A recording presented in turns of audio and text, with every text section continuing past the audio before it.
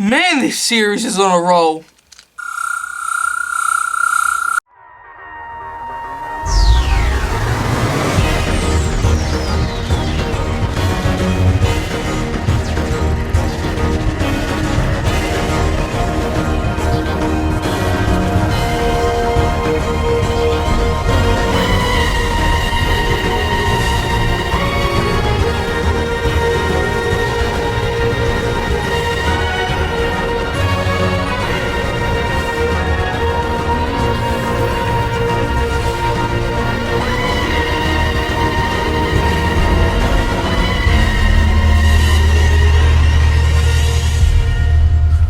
What's going on, everyone? It's me, the Whovieran, and welcome to my review of Doctor Who Series 10, Episode 3, Thin Ice.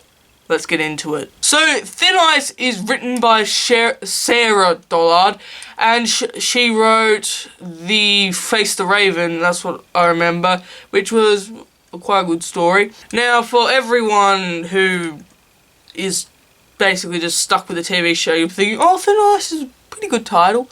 And then you get to us fans who expand upon the TV series to like Big Finish and stuff.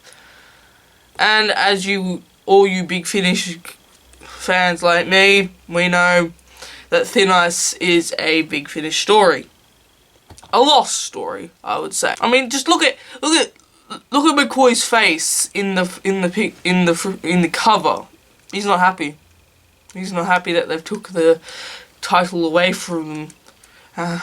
Yeah, they must be a bit pissed off. Anyway, so basically this takes place directly after Smile, where they land on the ice and the elephant's there. So they land there, and then they realise they're in the Frost Fair, which was a very, I liked how they went to the Frost Fair, because we've never really seen the Frost Fair. So they explore and they're wondering things together, and they discover that there's this massive fish, or like a massive sort of like creature under the Thames, and they find out it's trapped. Now, this episode, I have to say, it is probably my favourite episode so far. This was brilliant. Loads of things, character development, action, everything you need in a Doctor Who episode is in this. This is quite a rare thing, because we don't get everything. We even get the Doctor punching someone. We get so much. We get the Doctor talking about fatalities, bills, and yeah. It's brilliant. I love this episode. So, yes, it was a very gripping episode. I loved it. Lots of people are saying this is the best episode so far of Series 10, and I have to agree. This is a very cracking good story. One of the reasons why this episode was so good was because it was directly continuing from the last few episodes. What I mean by that, I mean the characters. So, for example, in the pilot, they've just met. Bill's experiencing time travel. Then you've got Smile, where she's getting used to sort of like, yeah, she's going through like the dangers of traveling. And then we've got in Thin Ice, where she's experiencing death for the first time, and she's having this discussion with the Doctor about, they were fighting about if the Doctor's killed someone, which is very good. I really like that. Because the thing is, it builds upon the characters. Like, usually with regular companions, we usually get that all crammed into like one episode, and we just never see that. But with Series 10, they've expanded it, freshed it out, with each episode looking at different parts of the Doctor's history. It's like what Kill the Moon did, where they showed the Doctor leaving Clara behind for them to do the things, and then all the other stuff. And that was alright, it's just way too bloody late. Like, yeah, it was quite, yeah, that's probably one of the reasons why it sort of failed a bit, because, didn't really go so well. And also another thing, this continues sort of the dark sort of trail, like not as dark, but a little bit of darkness. So, of course, we've got to talk about the racism thing. How can we not talk about the racist thing? Being in the Frost Fair, Bill just is like, Sutcliffe, yes. So, of course, that scene where they arrive at Sutcliffe's, thingy, mansion, and then it's like when he walks in and greets the doctor, he sees Bill, and it's like, on your feet, woman, in the presence of your elders. Dr. Disco from the Fairford Club. Obviously, one aspires to membership, but to actually be considered for... Who let this creature in here? On your feet, girl! In the presence of your betters.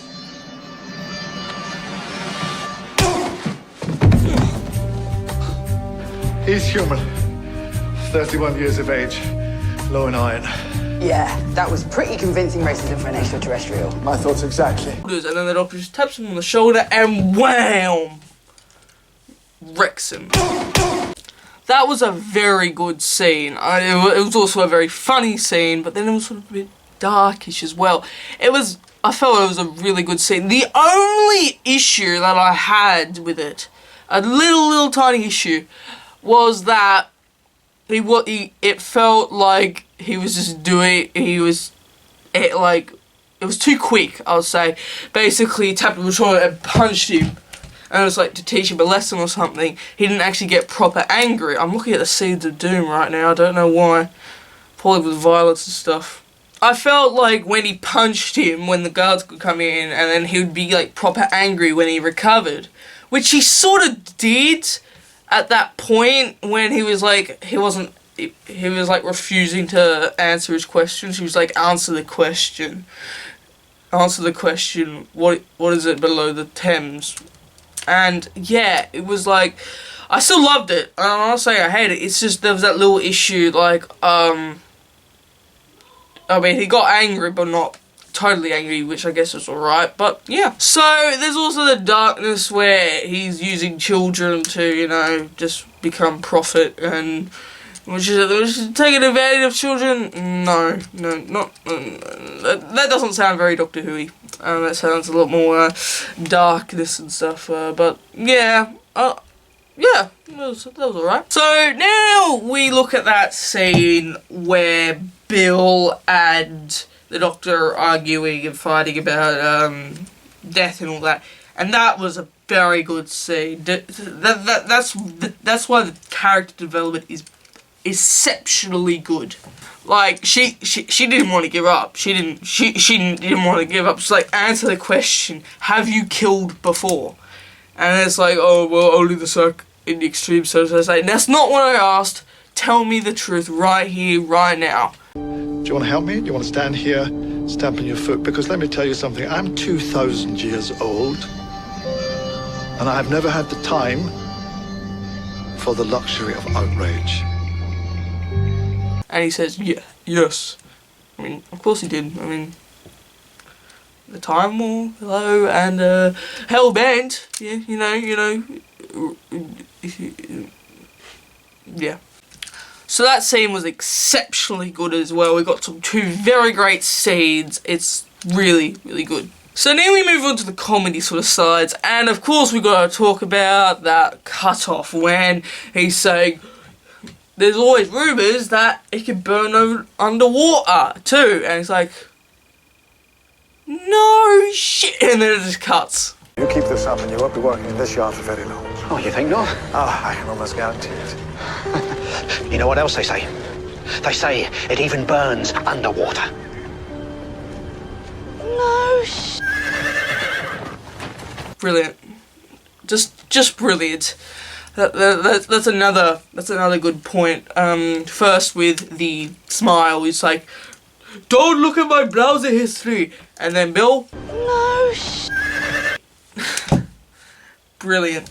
Just some cracking lines in this story, absolutely cracking. So yes, a very good very good story. Now we sort of move on to the ending, where they return back to 20th century.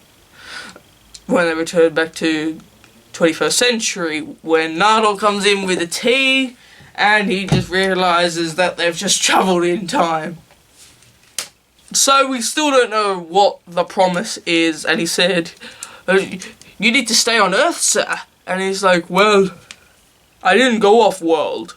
I just went backwards on world," or something like that. It's like when he's in the vault, he is like, he feels like he's the one who's been left out. Like, he's like the third wheel, cause like he sort of, you know, and he feels like sort of betrayed a bit. And it's like now he's met Bill. He's like, he's a bit jealous that he would rather travel with her than him, and so he feels like a bit, yeah. So yes, I think that's all I have to say. This does feel a bit like more of a short one. I don't know why. Probably because there's only like 3 big main points to talk about, because, you know, you got the racism, dark, yeah. Very, very good story though. My favourite so far. Brilliant. My favourite story so far. Let's hope the series continues on a high. No drop downs or anything like that. So overall, I would give Thin Ice 9.5 out of 10. A very good story. Love it. Brilliant character development, action, in depth, lots and lots of good stuff in that. So, of course, the next review will be Knock Knock.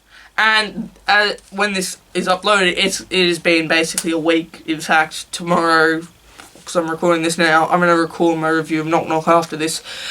Basically, Oxygen is tomorrow, so yes, I might finally be able to get on track if I work my ass off and get those 2 videos out tonight.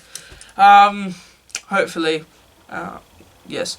And of course, we know Knock Knock, yes, it's going well, but, yeah, so, thank you for watching. Be sure to leave a like and a comment, and check out my social media down below, because I'm a lot more active on there. Everyone is, basically, because you could literally just Twitter mainly. I follow me on Twitter, basically, just because then that's the thing I always keep on, because I post stuff like just very easy.